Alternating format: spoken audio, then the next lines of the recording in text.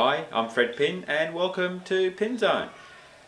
I'm here in my dad's shed. It's Father's Day, and to all those dads, fathers, grandfathers out there, happy Father's Day. And I guess thoughts go out to all those whose fathers have passed away, or even grandfathers. And just as my father's passed away, I thought I'd come back to Mum and Dad's house, and well, Mum's house now I guess, and just spend a bit of time in my dad's shed, because this was his, I guess, creation. He'd come to his shed and tinker and fix things and build things, and I've come into Dad's shed, or Pa as we used to call him, Pa, and have a look around. And my brother and I, we've already started doing some tidying up, because there's a Verge pickup in the suburbs shortly, and we've been tidying up because there was a time you couldn't move in here. My dad loved hoarding things, and you know, why throw out a piece of pipe or tin or wood when you could maybe use it to do a repair or make something later on. And of course, I don't have storage, my brother doesn't have storage, so we've had to have a bit of a cull and clean some stuff up, and also maybe make some room for ourselves to come back and do a bit of tinkering, a bit of work, and reminisce over some days spent in here. Yeah, so let's have a look at some gear. Okay, here we go. Here's a table saw, or bench saw, that my dad made, and I can't remember when, but it must be at least 45 years ago, maybe even longer. This isn't the original blade. The original blade wasn't a tungside tip, and the original blade took the top of my dad's thumb off. So there you go, not to be toyed with, to be respected, and definitely used under supervision, definitely children. And this one has an electric motor.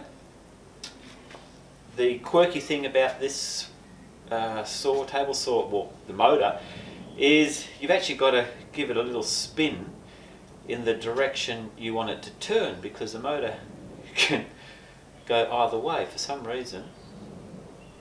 I don't know.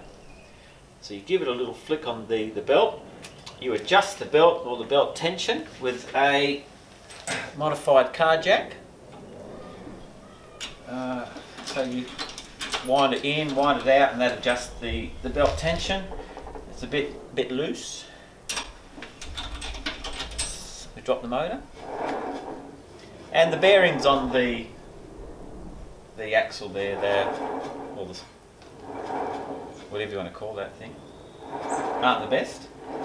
It's got bicycle rims that have had some hose put on them, so say a rubber tyre, but it's a modified hose in place of a tyre, and that way you don't have to pump them up. The motor on this used to be used, also swapped. It would be taken off this bench saw and put onto a pump. It would drive the pump, and my dad would empty the leach drain into the garden, which is probably why we had mutant vegetables. No, we didn't have mutant vegetables.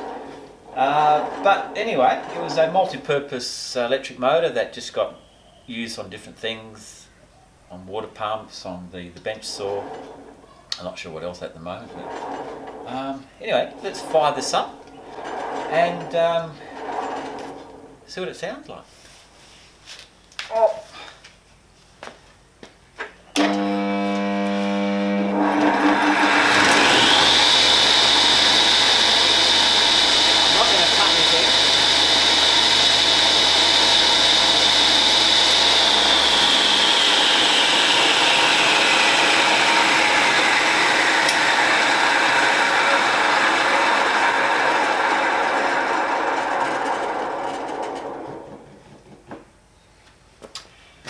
So there you have it. The electric bench saw, it's crude but it works. The mainly used in recent years for just ripping up timber for firewood. Not really that suitable for cabinet making. Maybe if it had a better blade on there.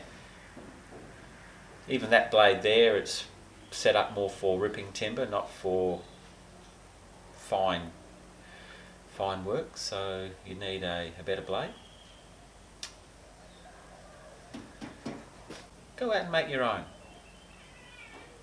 So don't cut your thumbs off.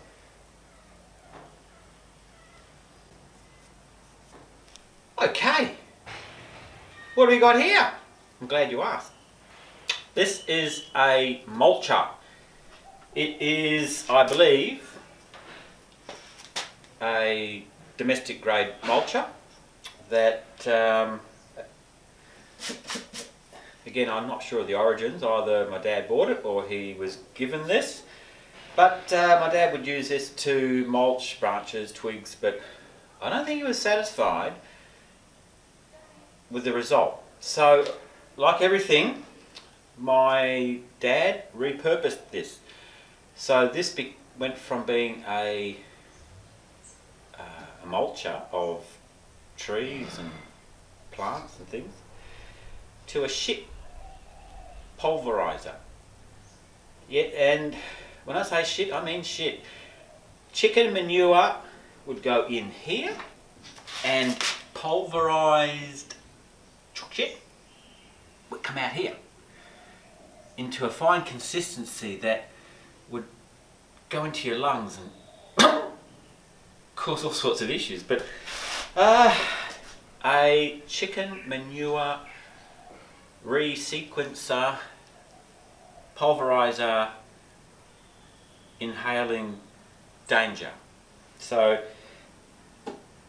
this electric again, not petrol, so I guess you need power nearby. Plug it into through an extension cord and you're off and running. And my dad would go get chicken manure from egg farms, take a trailer. Occasionally people would give him chicken manure, or in later years he'd order it and they'd deliver it. And I think he even pulverized sheep poo. So sheep poo is little pebbles. He would turn pebbles into dust, and again. So I think, you know, if my dad ever sired more children, they would be clucking and I don't know. It did what he wanted to, and I think with that pulverized dust, again, my dad would mix it with water and pour it on stuff. And see that? My smart watch. I could see who it was and I could hang up. No, because when you are filming, you can't be disturbed. So here we have it, a shit pulverizer. And let's turn it on. I think I know why.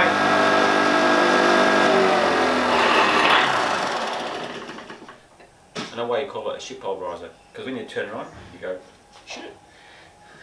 It's got a safety lid. And no, I'm not going to put my head in there. But what can I put in there to show you? A chicken. Let's turn a chicken into organic.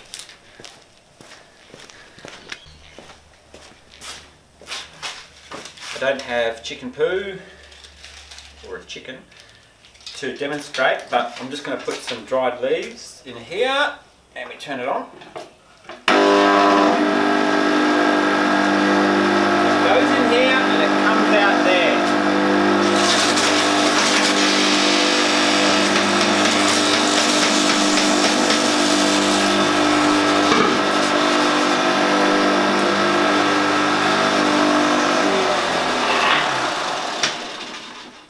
I'm sure it works better with manure and chickens.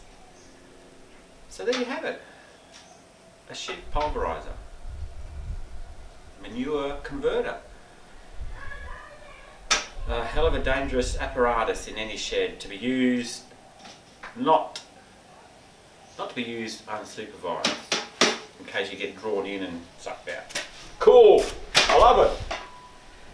It's good when you can repurpose something and get it to do something else other than it was first intended. Within the limits of the machine, of course. We don't want to, you know, I wouldn't put a tree in here and burn it out. But as long as you follow the user instructions, abide by the limitations of the machine, do not overextend the machine, don't use it for something it wasn't intended for, hey, you should get years out of equipment, years out of a saw, years out of a air compressor, years out of a shit pulverizer, I don't know. And that's a good point. Look after your tools. Do they need oiling? Do they need proper storage? Do they need dismantling? You know, take batteries out before you store for long periods. I don't know. Does petrol have to be drained? Does, you know, check the oil, clean the plugs, change the plugs, check cracked and worn belts. You know, do it. Good stuff. I'm going to look at a propane, LPG. I think this is LPG Blowtorch. What's a workshop without fire? So we just have to turn the bottle on first. This blowtorch has many uses. One is the potential to burn down the shed. But also, you know, you could use it for heating up metal, getting it red hot, cherry red, whatever, and bending metal. Use it for maybe stripping paint with a dead match.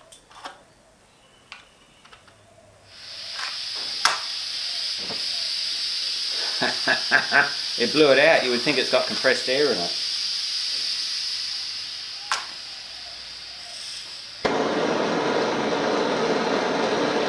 There we have fire! Don't want to trip over. And you can increase the intensity. You hear that roar?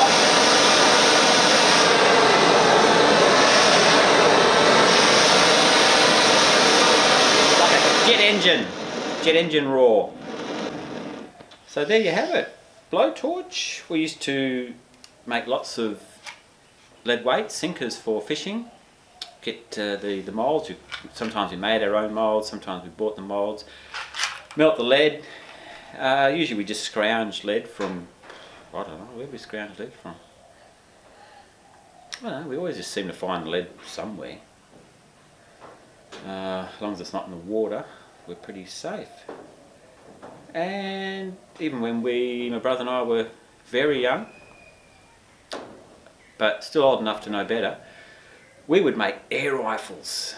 We'd make them out of bike pumps and all sorts of things.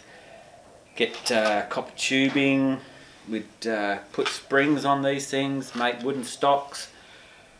We'd make little lead pellets, because we didn't have a license to buy the pellets. And our little pellets, put them in these air rifles and shoot tin cans, bottles, paper, you name it. Nothing was safe. But we'd use blowtorch for melting lead, and of course lead has a low melting point, so it was quite easy to melt with this.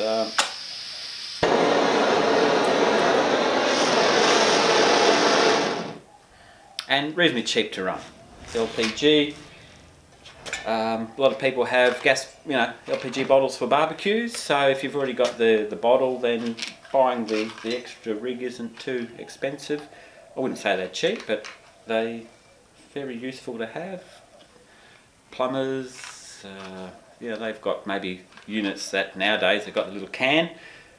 with the auto ignite, and they just press the button, auto ignites, and it's enough to heat silver solder and braze or silver solder copper fittings. And now they've even got crimps that crimp everything, and maybe they use these less. Good alternative to a oxyacetylene or even an oxy LPG, which is a great little kit to have. So there you go, get one. Yeah. Creme brulee. Whatever.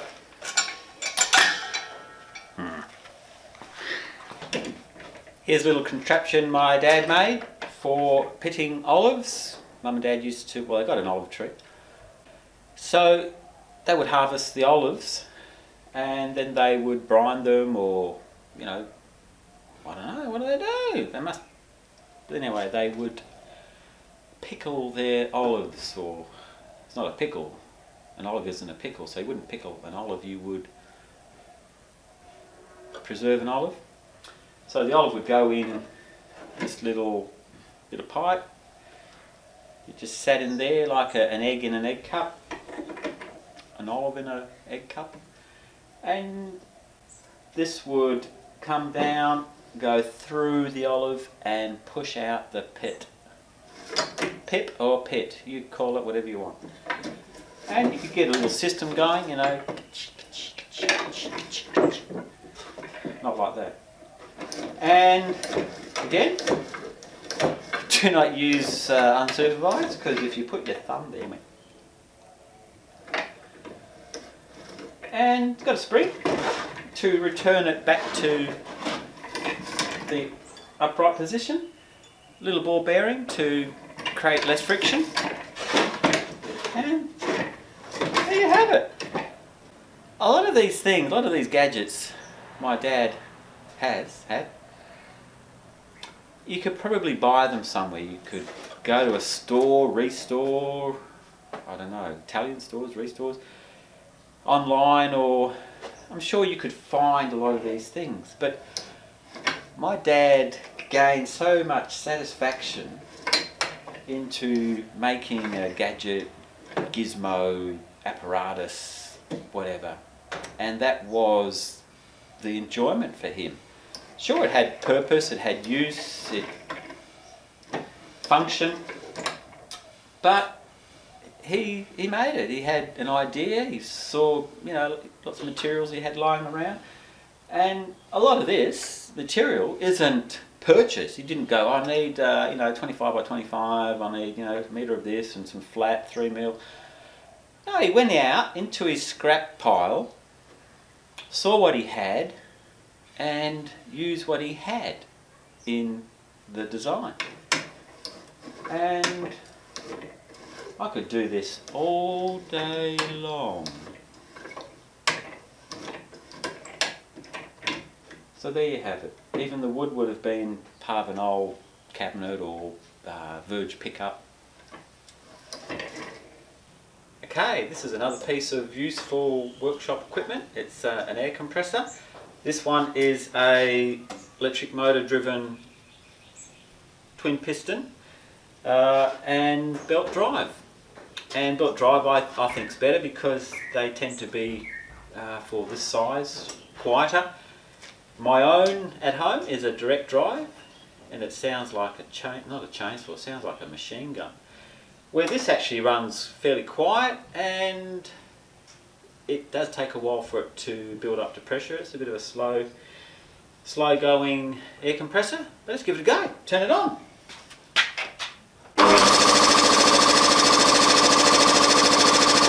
Beautiful, mate. So at the moment the motor is turning the pump. The pump is filling up the receiver or the cylinder. When it reaches pressure, which is usually about 100 psi, it'll switch off. This one takes a long time.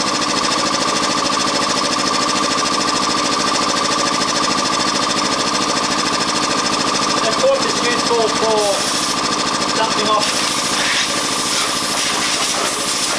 dusting itself off, self-clean. And you can also attach, turn it off.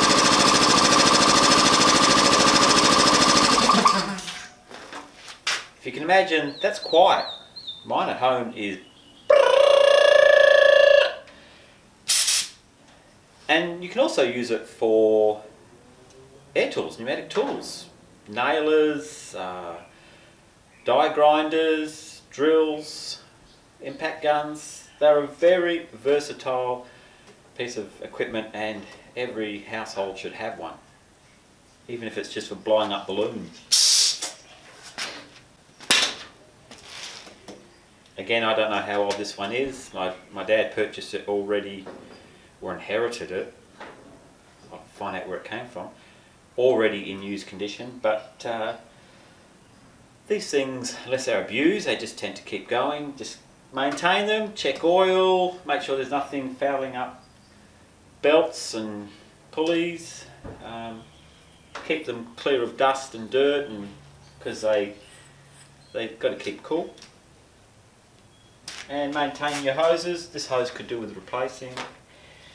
It's actually a good little restoration project, so I'll keep that in mind. Cool.